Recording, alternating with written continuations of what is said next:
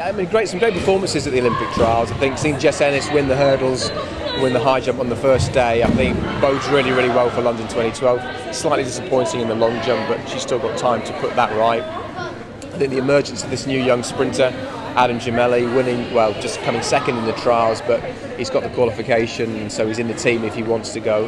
That was also very, very exciting. Christine Hurrigu, forget that she's a defending Olympic champion. She came back to form nicely, and then a British record for Shara Proctor in the long jump. You know, I could go on and on. The good thing about, I think, the Games for the British track and field team is there are lots of opportunities to win medals.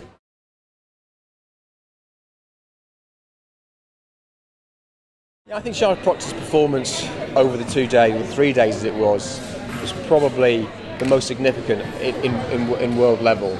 You know, she jumped 6.95 in the Games. I think she almost certainly wins a medal, which would be a brilliant performance. And this year, I mean, since she's been through some of the trauma of switching nationalities and competing for Britain, she's put that behind her, focused on getting ready, and it's paying dividends. And I think she goes into London 2012 as one of our real bright hopes. When I saw Shara Proctor jumping last year, she didn't look too great, and I think it's obviously not easy, the whole nationality switch and all the negative publicity that's engendered. But I say, I think that's behind her now, and we've really seen what a brilliant athlete she is this year.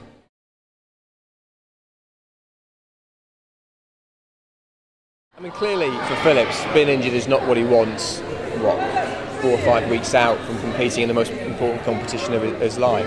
That said, Phillips, in previous years has come into major championships with very little competition and has jumped really, really well. So I'm not unduly worried about him. Ideally, he would have been jumping at the trials, he would have got some competitions in his legs, he would have honed his technique to perfection, but I think Phillips will be okay. My sort of philosophy to competing was to do it as, probably every week leading up to championships. I used the competitions to get myself, race fit, jumping fit.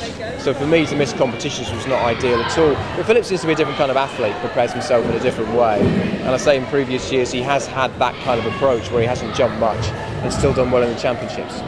I'm not sure I've ever had Phillips down as favourite for gold. When he lost the world title to Christian Taylor last year with Christian's jump of 17.96, I think he automatically became the favourite for the Games. It's a distance Phillips has never jumped. And Christian Taylor, I think, is a really outstandingly talented athlete. So I'd probably have Christian as slight favourite. Will Clay, also the world indoor champion, is very strong. And then Phillips, there's the three of them. But I'd say Taylor probably for me just edges it.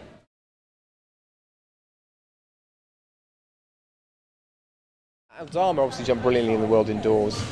I think surprising everybody, including herself, by winning that title.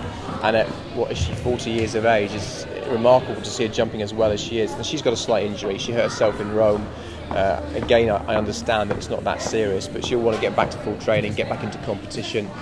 Triple jump is a rhythm event, and I think it is better if you get a few competitions under your belt. And the way the world women's triple jumping is at the moment, again, Mila has a super chance.